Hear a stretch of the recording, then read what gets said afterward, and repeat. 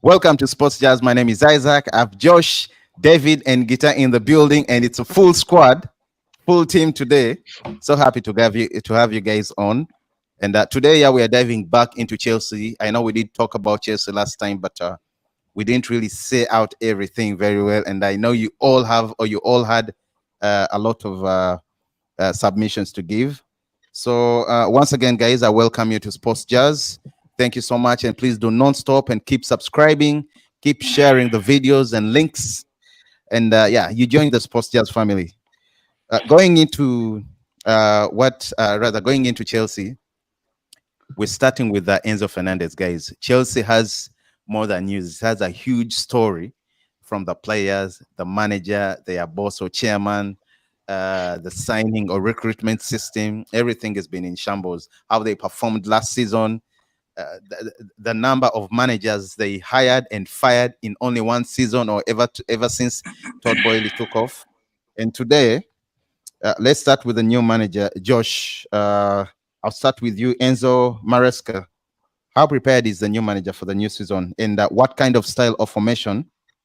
Okay, we know the formation he uses, but does his formation is it going to favor him, especially in the Premier League? Because Premier League is not the league where you have that clean football of tick tack. But is he going to prosper with his style, especially at Chelsea? Well, to give perspective to your question, Yeah, you should know that ever since Todd Bowley bought Chelsea through a consortium with Clear Lake Capital Group, it has yeah, been largely considered as a basket case in the world of football, especially for its uncertainty of direction. The departure of Mauricio Pochettino did not help matters, as we started to look at it like a bottomless pit, given the positive results he had put together at the tail end of the season. It seemed like I'm telling you, it seemed really difficult to imagine who was going to take the reins at the club with such a botched up squad and the pressure of the PSR rules. But yeah. oh boy, did the sporting directors get it right? The recruitment of Enzo Maresca brought with it Mm, a glimmer of hope for Chelsea fans around the world who are not contented with the manner in which their club had let go of his predecessor. mm. This Paul Winstanley and Lawrence Stewart are the sporting directors at Chelsea, and I think they did a very good job in finding Enzo Maresca and choosing him to be their manager. Because for the first time, at least, we see that Chelsea um, has a style of play, or not just a style of play, but a man with ideas. We at least can try to make out what Chelsea is about going into the season. Enzo Maresca is a guy who studied from an Italian coaching center where Okay. he wrote a thesis titled Football and Chess. So with him, it's about strategy and positional play. He was hired by Man City in 2020 to lead the elite development squad, which included players like Cole Palmer and Yeah. this other kid at Chelsea too, Cole Palmer, Doyle, and another kid at Chelsea. So he has Mm. already had the players win something with him. He won the Premier League too for Man City, and later on he had a stint at Parma. Things didn't work out. He was fired, but Romeo Lavia. Romeo Lavia, yes, thank you. But Pep Guardiola had taken notice of Enzo Maresca's importance, and he hired him as a first team coach. And while he was first team coach at Man City, he was part of the team that led Man City to its first treble. Enzo Maresca plays a 4-2-3-1 formation and a 4-3-3 formation. But while his team is in attack, say Leicester City, he likes to change the shape of the team to a 3-2-5. By playing a 3-2-5, he just wants to have a lot of players in offense to help press the other team up the pitch. He does that by drawing the. He does that by drawing the fullback. The inverted fullback comes into a double pivot to make the two midfielders. Then the other midfielders who are there become 2-8. So their starting position is up high up the pitch, and it gives him a numerical advantage if the other teams decides to play the ball from the back. So Enzo Maresca is a good choice for Chelsea, and Chelsea already has the players. They have the players. Okay, thank you so much, Josh. That's a very, very good insight. David or Gita, real quick, anything to add on Enzo Maresca? Yeah, I couldn't agree more with Josh. Enzo Maresca, first and foremost, he places high value on that deep build-up, you know, from the back with short passes. So with the back line, he wants to beat, with those build-up from the back, he wants to beat a high press. So for him, his kind of play requires the keeper to be involved. In fact, the keeper plays a pivotal role where he joins the full-backs, the center-backs, to create some sort of like overload. So yeah, his formation, I think against the City game in preseason shows what he likes, a 4-3-3. Yeah. But last season, much of his play when he was still coaching Leicester in the Championship, they were playing a 3-2-4-1, or what Josh called a 3-2-5 shape. So I think with when he gets to know the players, when he gets to appreciate the players, you know, he has some players. A player he came with from Leicester. So I think when he gets to further understand the players, then he may change from a 4-3-3 to a 3-2-4-1 or 3-2-5. But I think I like his kind of play. He personally reminds me of what I think Ten Hag would want to implement at Manchester United. Yeah, other than that, I think Josh has said much of what I would have wanted to say. All right, thank you so much, guys. Thank you for the insight. And moving on right now, I wanted us to speak or share our opinions on the issue regarding Conor Gallagher. I understand he's supposed to be joining Atletico Madrid very soon. And in fact, he was supposed to travel today to go do his medical, but unfortunately something did happen, and something happened, and he wasn't part of the team, of the whole envoy that was supposed to go meet and speak in details to finish up the details at Atletico Madrid. But still, anyway, let's look at his whole situation. He was Conor Gallagher was given a new contract, 2-year contract, very good contract, as from what we know, from according to what we've been reading. But he turned down the contract. I mean, I'm speaking now on the player side. He turned down the contract, and when he turned down the contract, with the new manager also coming in, they didn't have a lot of patience. Now, them not having a lot of patience, they have decided to push him out. Now, with him being out, you know, he's a kid that came from the system, from the Chelsea system, the academy, through the ranks. In fact, last season we saw him being the captain in some of the games, and in other words, he's a fan favorite when it comes to Chelsea. But now again, we see in this very situation, he's being pushed out. I see the English media complaining that he's being treated poorly, which I think is not fair for them to say, especially if he had been given a contract and he turned it down. Now, if you don't want to stay, if you don't want to renew your contract, there is no way they would keep you at the club. So Enzo also says, Enzo also says, according to his style of play, his style of play, he does not suit in his system. So he's being pushed out for an amount, I don't remember the amount, but I think it's between 35 million pounds. Please correct me if I'm wrong. And I don't think it's bad if you don't want to play. If you don't want to play for the club, another team comes in, they're swinging in, they're ready to pay the cash, I think he should go. David, what do you have to say about the whole situation? David? Guys, sorry. Yes, Josh, please chip in for David. Josh? You see, it doesn't matter whether Conor Gallagher is a kid of the academy or not. He was offered a 2-year deal. I mean, if anything, Chelsea, who is his employer, has been very lenient with him because they've given him, they've made an offer to him 3 times. Yes, the offer is not what he wants, but that is just because he has an overestimation of his value to the club.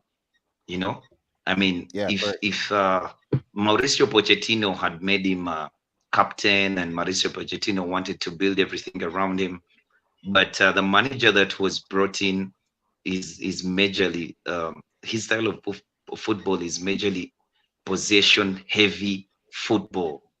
As I said last time, as we all know, he's called the Pep clone. He was complaining why they are referring to him as the Pep clone. They're trying to call him the diet Pep. Yeah. Yeah, but he was long like this before even he met Pep. This is just his ideas of football. This is how he understands football. So for Conor Gallagher, we all know what he's about. He's majorly about the work rate and fire in the belly than a football brain and calmness to string good passes in the middle of the park. So if Chelsea has offered a 2-year deal with an option of a 3rd year, and Conor Gallagher thinks that that is beneath him for all the time that he has been at Chelsea, it's high time he moves on. Okay. Yeah, I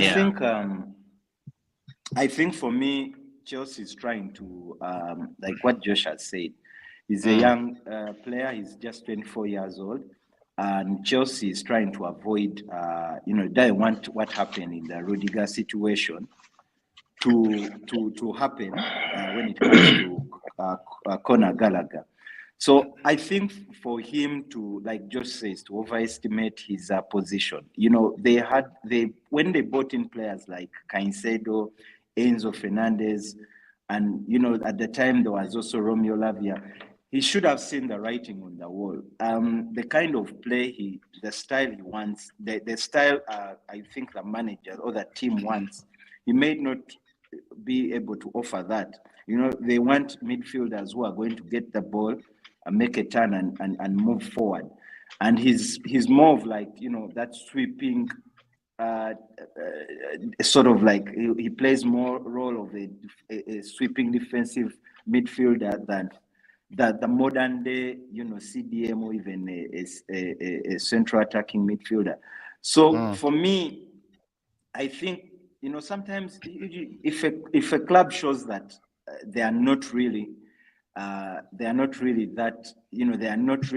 in that dire need of your services, it's best to try a new chapter. I think Atletico Madrid kind of play may even suit him. But he's an academy player, an English player that might want to stick around to play for within his own country, and that's playing to his head. But you end up playing for some like bottom third league clubs. Thank you, Gita. David, you haven't said a word. Well, glad that you're back. Yeah, about the whole Conor Gallagher situation, do you think he's been treated fairly or unfairly? Because right now, as things look, he's being pushed to Atletico Madrid.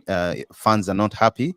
But again, on the other side, it could also be his problem because he was given a 2-year contract extension, improved salary, in other words, an offer, but he turned it down. He did more. In other words, you don't leave anyone a choice rather than to ask you to leave because you don't want to be part of his plans. What do you have to say?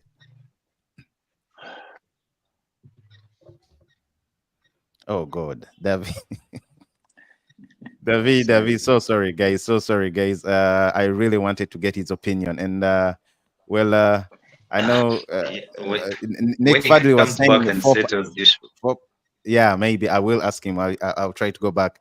He says 4-3-3 suits Chelsea the most.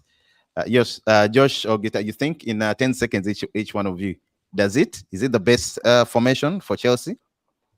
For now, yes, 4-3-3 would be best suited with, you saw when the game with players that really appreciated Mudweke and Sterling, they were thriving, especially against that 4-2-3-1 formation against Pep. But I still insist Enzo Maresca may change to a 3-2-4-1. But of course, it doesn't differ much. It's just having the fullbacks overlapping. So, Okay. yeah, when you have Reece James fit in that squad, it would be fit for that. All right. Let me have Josh. Sorry, I'm going to skip you. Let me have David again. David, happy to have you back. Please, your take on the whole situation, Connor's situation. Yeah, I want to put in a quick thought on the Gallagher situation. Yeah. I think just like all the other players have been with the previous managers, Gallagher's situation has been up in the air. And just to connect it to what Josh was saying earlier, Josh gave us a very vivid description of the background of Enzo Maresca. So for me, Enzo, we already spoke about this. Gallagher is not suited. And we know that he's not suited, not because we have observed how he fits into Enzo's plan, but Enzo himself has said this player is not suited to the identity I want to build for Chelsea, right?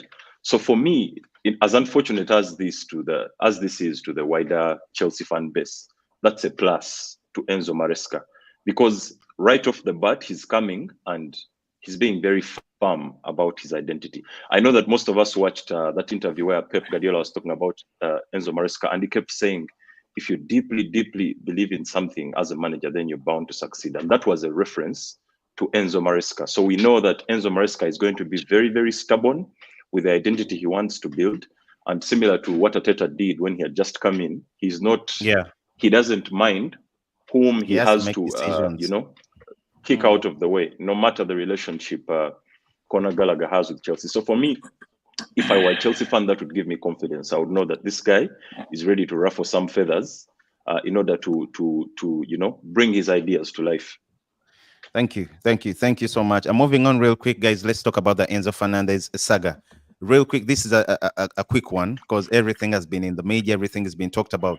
Josh, in 30 seconds, does he have a future at Chelsea, or he needs to be sold? He needs to move on. He needs to be loaned after what happened with the whole racist chants. Because you saw the game, in the Olympics, the game where France beat Argentina 1-0. You saw the tension between the players and the managers, the fans too as well. You could see Thierry, because currently he's the manager of the Olympics team, but you could see the passion, you could see the intensity. I won't call it anger, but he wasn't happy, and they really wanted it, and they were so happy to beat and knock out Argentina from the quarterfinals to proceed to go to the semifinals of the Olympics. Josh, yes, please. Does he have a chance at Chelsea right now, or he needs to move on? Your question is a bit difficult to answer, because when you say need, Chelsea does not. I mean, the team might need him. I'll give you an example. Yes. Although they are completely all different. Look at Mason Greenwood. Of course, some fans wanted him to stay. The board wanted him to stay, but again, the image of the whole club, the deal. No, I'm saying, of course, because he came through the ranks as well. Okay. They would love to have kept him, but because of what happened. No, to answer your question, Chelsea has acted a little much faster in the decision making to actually make sure their asset is not written off than Man United did with Mason Greenwood. Because at the time, you would like to think that if Mason Greenwood had been cleared by the court, if the Manchester United board acted there and then, their decision would have, whatever decision they would have made, would have been much better than they almost asked the public to make the decision for them by just keeping quiet and waiting it out. Chelsea has already said that Enzo Fernandez has buried the hatchet with everyone. Reece James was involved on the training ground with I saw Caicedo also he- saying he did apologize Yes. and he's okay with it. he apologized. He tried to break truce, and for me, I think like it was a slap on the wrist to what he did. That is giving money for charity, some discrimination charity, and what as in what is that? Why? So you mean the Chelsea board would forgive him because he can pay? That is what he can do. That is the easiest decision for him, to pay money, to throw money at a situation, and it goes away. So for me, Enzo Fernandez should not be playing for Chelsea, but Chelsea cannot let a player on an 8-year contract. They bought I know they 105 paid a lot of million pounds to go to West. They have to make sure that their asset thank you is yeah, up and running. Thank you so much. Yeah. Guitar, in 30 seconds, please say something. Yeah, exactly what Josh has just said. I doubt Chelsea would leave 106 million, pound asset to just go to West. I think when he played against Man City in the preseason, that was to show us that he's going to be part of the lineup that will be playing in the season to come. Just like what Josh said, Manchester United at the time did not. They included Mason Greenwood in the lineup, but they did not allow him to train with the first teams. They didn't take, they basically they sort of shunned him. So that was, like they let him out to dry, and you could say they let him out to dry.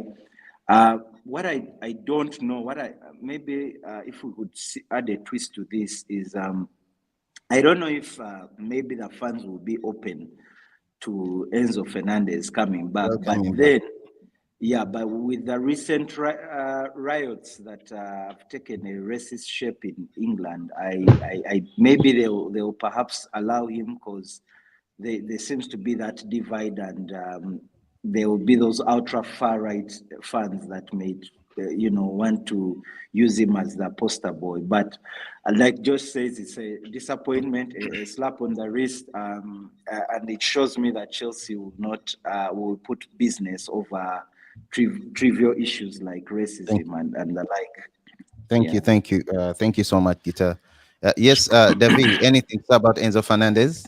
I mean, they made a chant, or whatever chants they made about a team they were not, because they were playing England in the finals, but how to start and mocking and throwing stones at France. I mean, that was really uncalled for. Yes, please. I think the liberal ideas are saturating football, and unfortunately for Chelsea, they have an excellent player on their hands, and this is one of those compositions that has a different dimension about it. So, is Chelsea going to make a sporting decision, or is it going to make a political decision? Because the objectives of those two are contrary. They have a very, very excellent player, especially with Enzo Maresca, who wants to play, in the way that we know he wants to play. That's a player I look forward to seeing under him. He may transform into a world beater. We know he has that quality, especially with those building from the back things. He's a quality. I personally see him as a player who plays deeper. He could solve that problem for Maresca. But then the sporting decision is contrary to the political decision. And, fans are like children sometimes. We fans, we're like children. We want the sporting objectives to be met, but we also want the club to pursue the political objectives almost at a whim. And, that will affect Enzo Maresca. I want to focus myself on Enzo Maresca, because I feel like we are all at the risk of being hypocritical. Many human beings behind the doors are actually tribal. You'll find that it's because it's England, they're sensationalizing it. But I hope they can give him a chance. Well, it's good he played in the preseason. I hope they can really give him a chance. I hope they focus on the sporting decision. Look what happens to Vinicius in Spain, and no one bats an eyelid. You know, no one says Yeah, anything. yeah. But Yeah, if but it's Actually, the he player fought- doing it, then so it's a bit of a David, complex it's- one. But if Davi, if anything, but it doesn't make it right. It doesn't make it right. At least England should stand Yeah, out. it's not right. And It's not right. Yes. David, the other thing is in Spain, it's the fans that are booing Vinicius Junior. The players on both, yes. on both divides are supporting him. Here is a player who should know better, who plays with black players in his club, league. He has French players in his squad. Yes, and you're making such racist. You could make them look. Let me ask. Fine, but then you record yourself. So for me, giving such excuses. If I may, there should if be I may, can I ask? Punishment. Yeah, Josh, please a go. Minimum of 3 games bans. Actually, a 3, but ban you would of have been 3 10. games, and that for me would send a message, because now what you're trying to say is that anyone who record himself making racial slurs will just donate to charity, says apologize, and life moves on. You know, football has not to exactly set a standard. No, football has to Not set exactly. a standard. Zach. If you apply the same standard for likes of, of Guys, Greenwood, in tune. then this should be applied. Jita, if I may. Okay, yeah, Josh, after you, then David, please.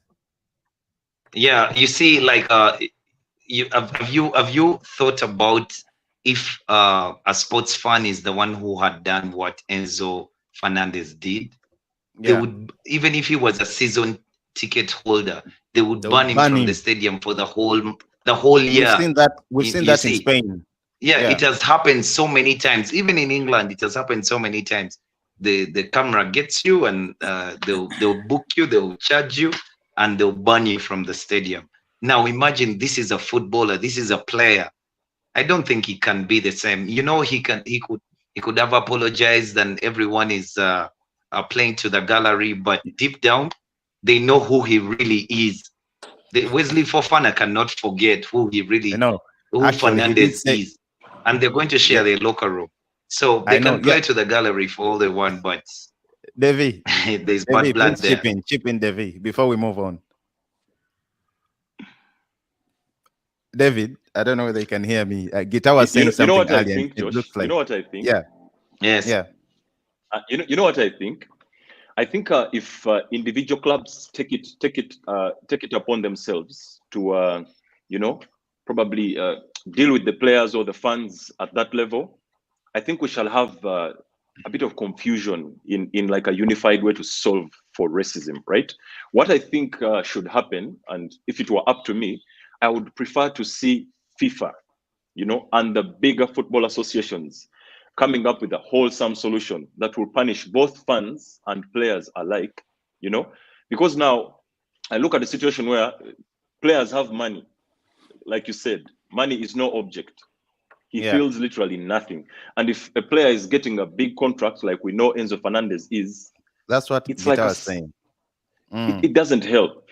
You see, it doesn't help. But I think Chelsea or the clubs, if there's a club association, can start to interrogate these issues and take them up with the bigger football associations. Yes, because now I'm seeing another player suffering in Vinicius, and I'm like, but no one has helped him. People are throwing bananas at him, and then players are now taking on each other. So I feel like the solution, maybe, if it is to be solved for, needs to be on a strategic level, higher up the ranks of football. Maybe we true. Because the clubs are going to start, I agree with you. Sallying for a more I agree with you, but if Chelsea, but it's one of those things that none of us likes to see, I believe. True, but I agree with you. If Chelsea has failed, and now if Chelsea does the FA have a mandate? What can we say? Josh, you're asking something.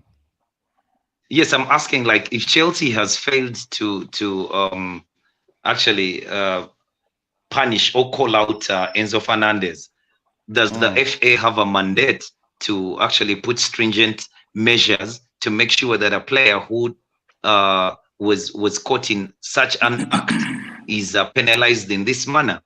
But if you say you leave it to Chelsea, no way Chelsea is going to let their asset on 8 years diminish.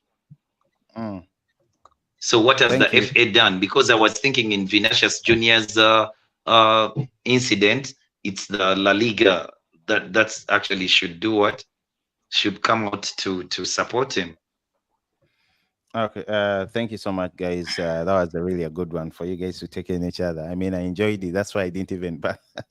But well, yeah. Let's talk about Chelsea's current new Please give signings. David Let's talk some minutes to answer me. no, he's having connection issues. He Let's will progress. come Let's move back. on. No, let's Okay. move on. Chelsea so far signed 8 new signings, and it looks like they're still signing other players. But also in the same spirit, they are willing to let go of around 8 to 12 players this very season in order to make room. So, what do you make of the signings, Josh? I can name a few players that there's Tosin Adarabi. Is it Tosin Adarabio? He's a central Adarabioyo, defender. Yeah. Adarabai. He's a Yes. central defender who joined on a free transfer from Fulham, West London, Fulham. and he signed a 4-year Yes. deal. Okay. Also, we have Estevao William, sorry, exciting young Brazilian who joined. I think we Yes. did talk about him last time, Josh, from Palmeiras. Yes. We did. Yes. Yes. Yeah, South But he's America. He's joining going- next season. Yeah, he went back to play. He's a 17-year-old, but he's amazing. Then, of course, you have Yes. Omari Kellyman, 18-year-old attacking midfielder who joined from Aston Villa on a 6-year-old deal. Of course, you have Kerrion Hall, the gentleman Enzo Maresca is his former boss was it Dewsbury Leicester Hall. City? Leicester. From Yes. Leicester. Yeah, it was Leicester City. He also agreed to sign a 5-year contract. We have Mark Gui at GUIU, Spanish international, Gui. who joined from Guyu. Yes. who joined 20-year-old from Barcelona. from Barcelona. Yeah, I thought he's 18-year-old. 18 years. Oh, he's But anyway, 20. I think he's 20. he signed a 5-year deal, and that's amazing. Academy forward also George. We have Wilson Caden. I think he signed anyway an extension. Then you have Richard Olise. Very many players, and in the departures we have already Tyreek George. We have Tyreek George. Yeah, thank you. In the departures we have Thiago Silva, who was their former captain most of the seasons. I think all the time he has been there, unless he's off the pitch, but he has been the season, and a few other players. Lukaku is also in the same case. He's supposed to go. Tell me about what you think. The signings, are the signings good? Are they the right signings? And who is involved in these Very signings? good. I mean, to me, I think Very good. this. Josh, hold on. These all signings Sorry. have the name Enzo Maresca around them, unlike last season signings where you had Todd Boehly all over everything. What do you think about the signings? But I don't think it was Todd Boehly last season. I think it was the first season when Todd Boehly was really involved. But later, the guy, one of the guys who owns Clear Lake Group is Egbale. I think Egbale. Forgive me for the pronunciation. He was the one who was most involved. He was the one who was actually going to meet players. He was the one in the negotiations at the time. It was never Todd Boehly, though he was a director of football. But they have sporting directors. They have a guy from Brighton, and they have a guy from Monaco. That is Paul Winstanley and Lawrence Stewart. These are the guys who had been charged with the duty to bring in players and take out players. But I think the recruitment of Enzo Maresca contributes a whole lot to the type of players they sign. But the players in the players department, Chelsea never needed to sign much more players. That's why you see that in this transfer window so far, their balance they have over 40 players. 40 players. Yeah, but you see their balance sheet in this transfer window, they've actually made a profit. They've taken out players. They've sold players for about 70-something million pounds, and they've brought in players for about 44 million pounds, much as they're 8, because most of them are on free. Then the other ones are 18. Then Gui is for small amounts of money they brought in these players. So it's a good thing. Dewsbury Hall has a lot of stamina. That will help in midfield. He can recover the ball for Enzo Maresca's team. The keeper, Philip Jorgensen, the Danish keeper, who was signed from Villarreal. He's a decent shot stopper. He made the most saves in the La Liga, 143. But he's actually very comfortable with his feet, with the ball at his feet. And Maresca's type of football, you have to play from the back. Thank you, Josh. Yes, Guitar, in a minute, you have something to add on? Yeah, Josh has said everything I would have wanted to say, except a different dimension to that. If you notice that now clubs are buying young players, that's one thing we should notice.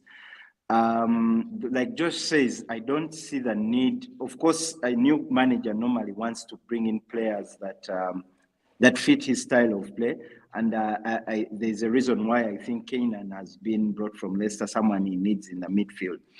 I'm only concerned with, if you notice the game they played against City, coming from behind, the likes of Caicedo and I think it was actually Tosin Aderabio, who, the first 2 goals against them were considered because of a poor play at the back.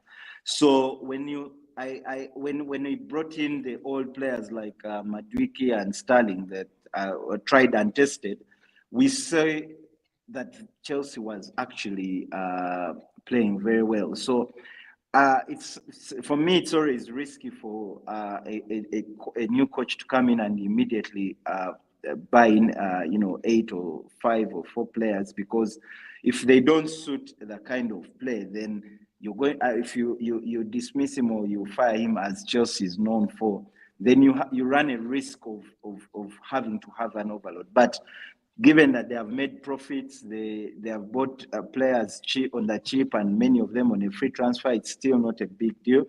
But yeah, I think it would be a good start. I'm only sad that maybe like the likes of Estavo Willian are not able to come into this play. He would be a good, as a winger, is someone I look forward to seeing, and putting pressure on some of these players like Raheem Sterling. Yeah. But Thank you. Sorry. Thank you. Yeah. They do have Noni Madueke. They do have Cole Palmer. These are players who have not yet come back.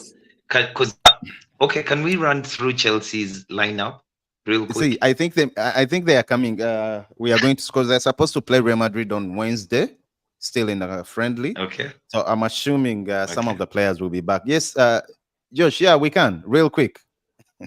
Real quick. Number 1, Philip Jorgensen. Okay. Malo Gusto at right back. Okay. Yeah. Tosin and maybe Disasi. Cucurella on the left. Towards the end of the season, I thought the Spaniard wasn't coming back, by the way, but it looks rather he was going to be sold. But it looks like he did put up a very, very good performance in the Euros, and he's coming back. He even has a football brain. A coach like Maresca would want to have such a player. He can have limitations technically, but if he has a good head, a good head on his shoulders, they tend to let them stick around. Then imagine a midfield of Enzo Fernandez, Romeo Lavia, and Cole Palmer. Then up front, Josh, real quick. The Osimhen, if they do buy him, there's no way he's coming. I know at one point there were rumors. Yeah, okay, carry on. Yeah, Nkoku Christopher. Nkoku, Noni Madueke, Nkoku, and Raheem Sterling. And how about Caicedo? Oh, Caicedo. Oh, God. Oh, my God. That's how good Chelsea is. You see, it has even depth. Because Enzo Fernandez, Caicedo, and Romeo Lavia. Then up front, I would play Noni Madueke, Cole Palmer as a false 9, half 10, and Nkuku. Okay. Yeah. Um, Yeah. I Real quick. Yeah, you even left out. You chose Gusto over Reece James, and Reece James on a good day, he will put in a very good shift. So, like you said, I'm not generally comfortable. Malo speaking, Gusto is such a good player, and I'm not comfortable with Reece James because I'm not sure about him. He's not played football in a year. At least I've watched him once or twice the whole season. yeah, when he's fit, he's like a look show. When he's fit, he really delivers, and he helps the likes of Cole Palmer or Madueke on that side, improve on their football. Just like Luke Shaw helps Rashford improve.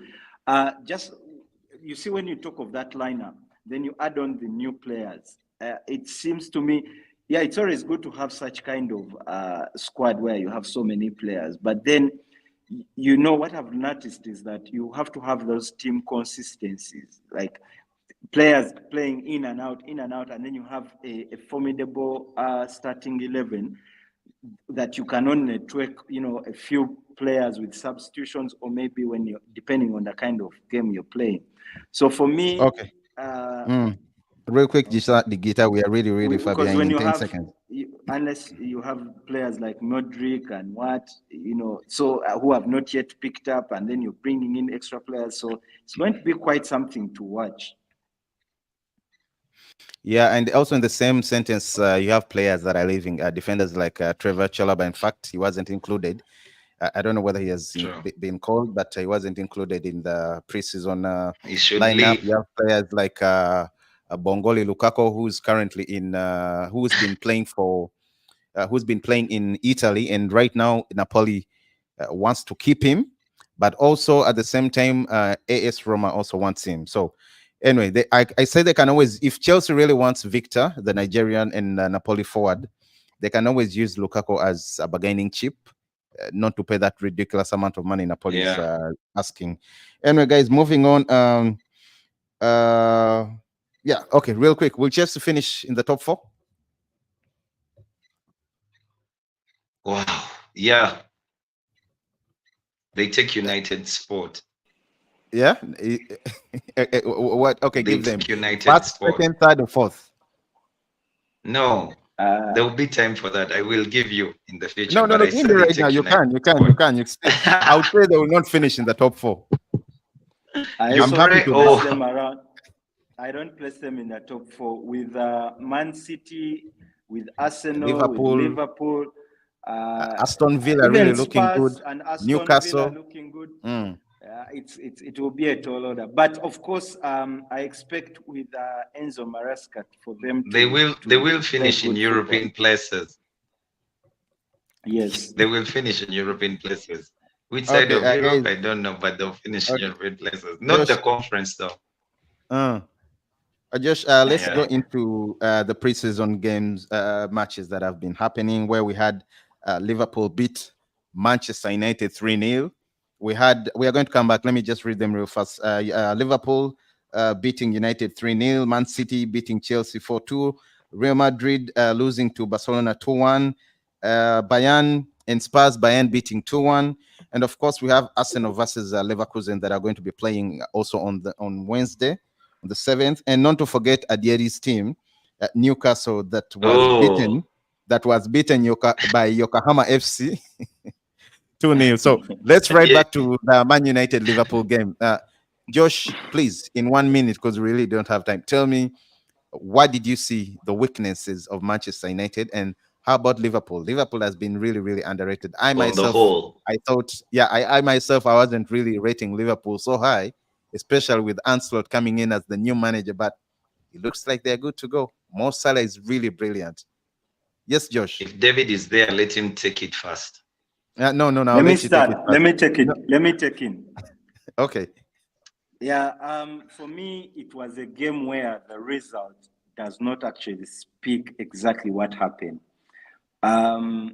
You could say, one, Liverpool was very effective and efficient it had few chances on goal, and those few chances compared to were Manchester United. Even on target. utilized. Yes, I think they were 15-4, and those on target were 7-3 or something like that. Yeah. So for me, first half, I liked Manchester United's play. I was impressed with the way Amas handled Mo Salah. Mo Salah is a very difficult player, but I was really impressed with the kid. With a few mistakes here, like Toby, that he should learn. He's still young. A few defensive errors here and there, and they had to be punished. But also, given that about 5 of the, I think United was disappointed with the final third, having Jadon Sancho, especially in the first half, Jadon Sancho leading the striking. I don't know what. I felt he would have done a little better in Rashford's position, and Rashford as a center forward. So rather forward. I think because they had really some good chances that just needed someone to put the ball behind the net.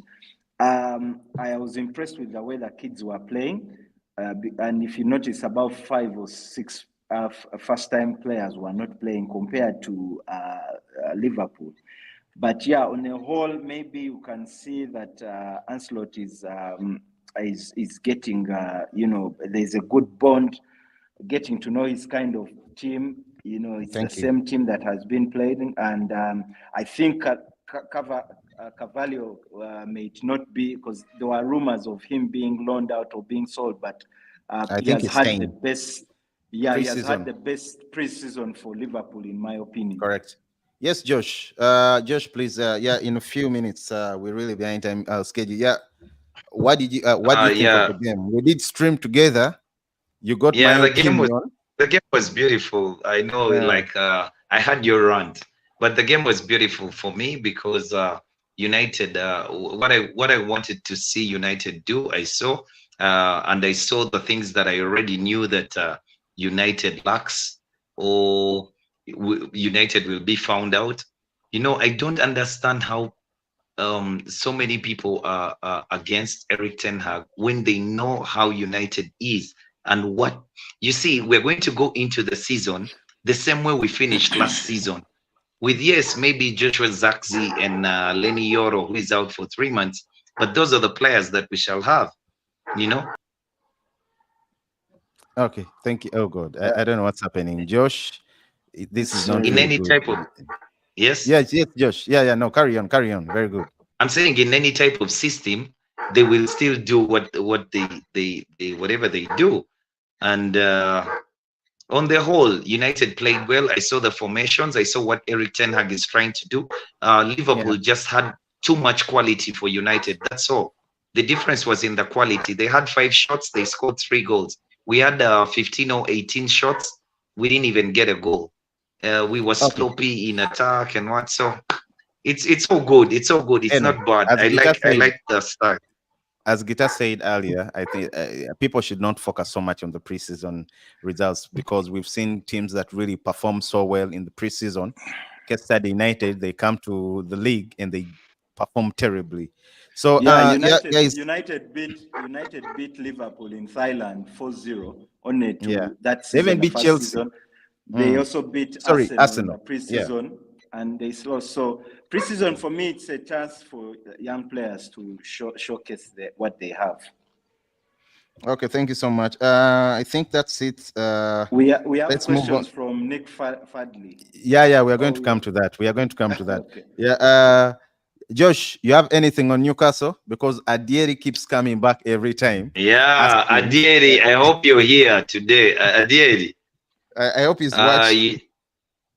Yeah. Newcastle is interested in a few people. They sure will sign a center back this window. They've been looking around. They've even they are rumored to be ready to bid £60 million for Mark Guehi. And they have alternatives just in case they don't get Mark Guehi. They are really they actually have 2 players today doing the medical. Yeah, Osula Yeah, from forgetting Sheffield. the other player. I'm forgetting the other players, but they do have but two players today doing their medical. Yeah, Osula yeah, is doing a medical. Josh, there's Yes. something that maybe they should also fight hard to retain a player, because Liverpool seem to be quite interested.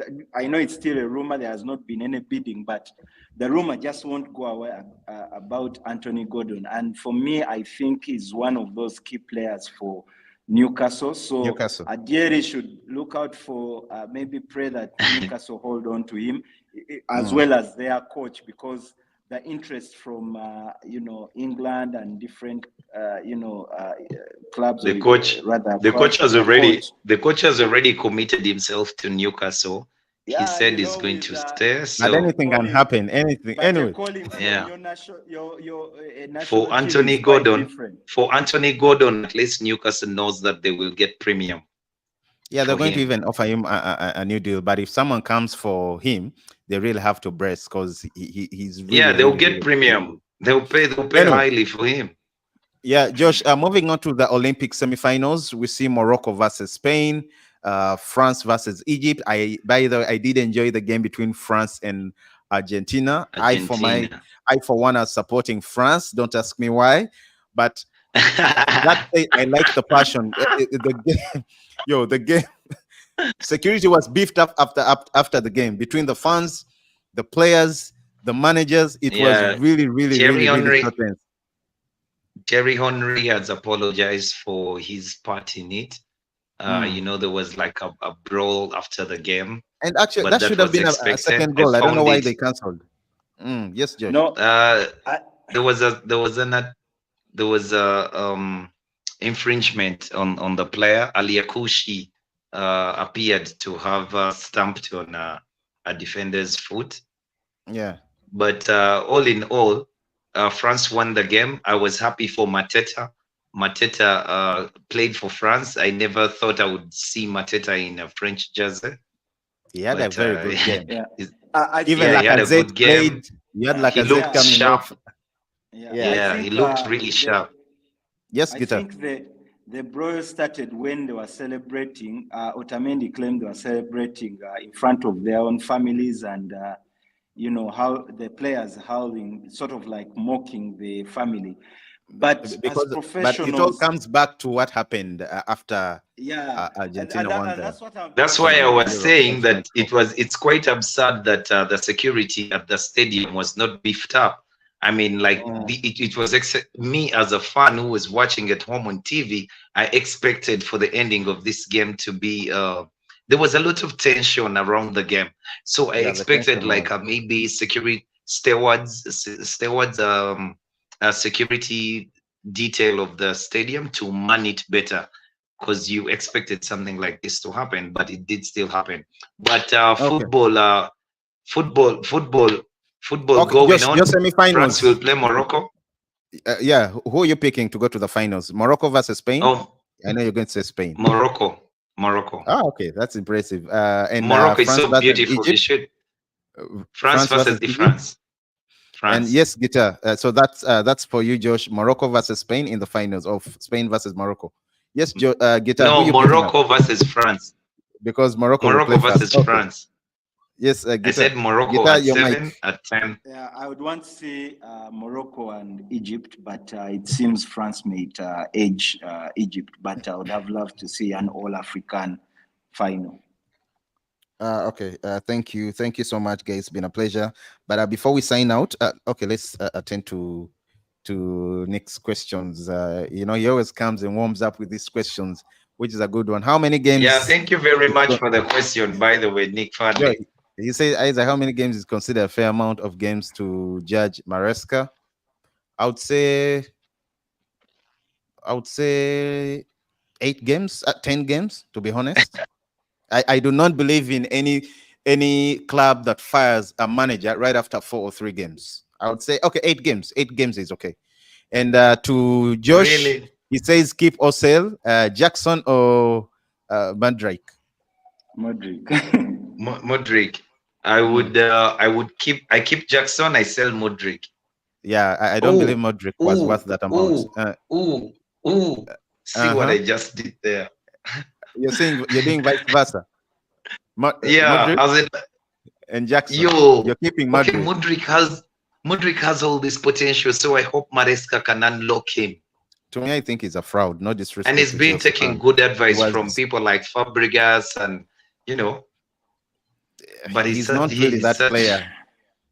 He That should, is. anyway, that wasn't my question. Yeah, Guitar, who do you think would be the best Chelsea performer this season, this coming season? I'm torn between Madueke and Cole Palmer. I saw glimpses that's a good of pick, by the way. Madueke Yeah. in Enzo Maresca's kind of play, but Yeah. of course, Cole Palmer only if Cole Palmer for me would not. He is not suited for the typical 4-3-3, but in the 4-2-4-1 kind of play, you know, where he plays sort of like a free role. He will deliver. So I'm torn between those two. But Thank you. Can I answer both questions? But No, guys, let's answer Yes this. or no? Guys, we don't Just have time. once. Let's answer this. David is not around, and he had a question for David, thinking he's back, unfortunately. So, David, we are sitting in for you. David, sorry, Gianfranco Zola. Gianfranco Zola. Didier Drogba. Yeah. By the way, For me, I know Gianfranco Zola was there. But I know in the English it will be the defender. John Terry. What's his name? John Terry. But for John me, it's Terry. Didier Drogba. But if you go by that, then someone can say, what's this player who played for France as well? Is it Thierry Marcel Henry. Desailly? No, I don't remember. Oh, Didier Deschamps. Marcel Desailly. Yeah, Marcel Desailly.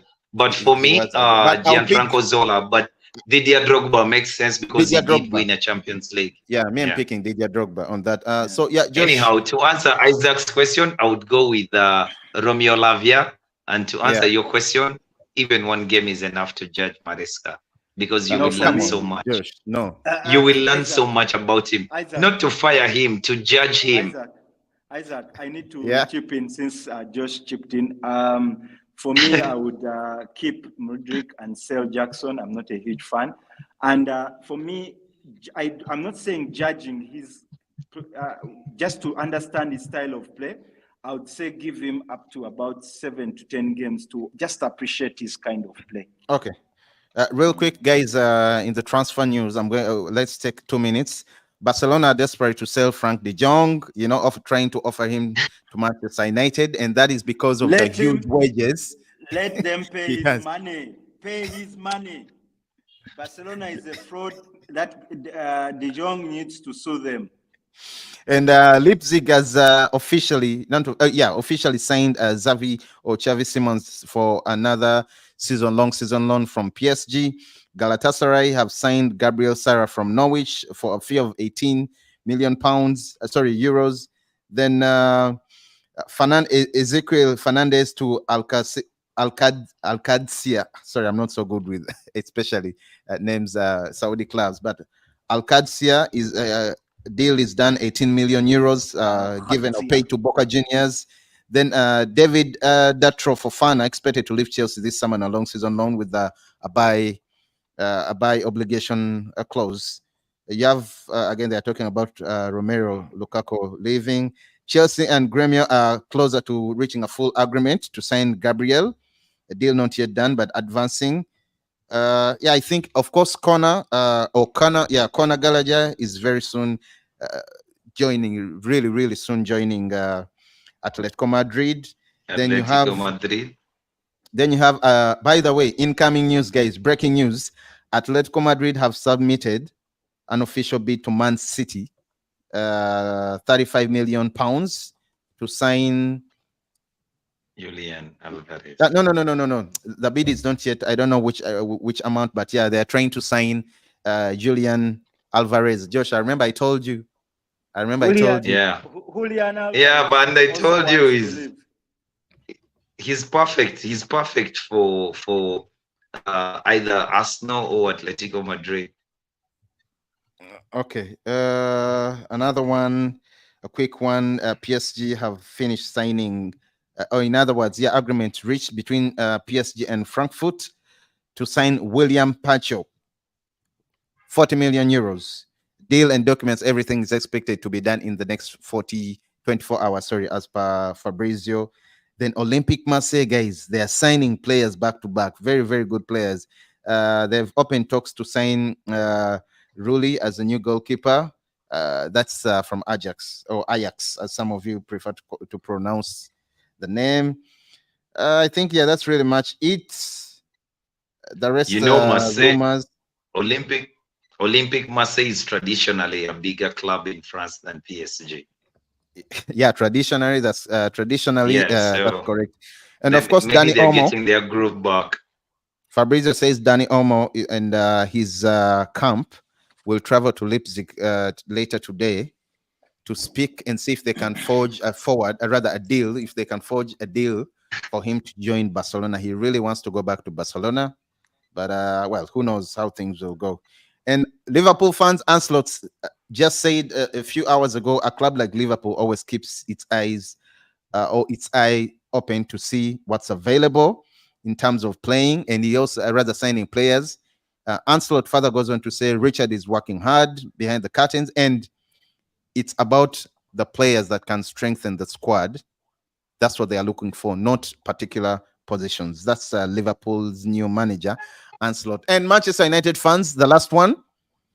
Manchester United are prepared to return to talks with Bayern, to return in talks with Bayern Munich for Matthias de Ligt and Mazraoui. Agreement already agreed until 2029. Option with an option.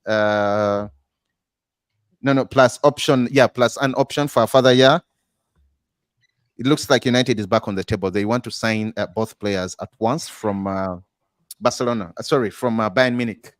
Thank you so much. We're really out of time today. Thank you so much for joining us. Whoever's been streaming, great numbers. I see the numbers are increasing.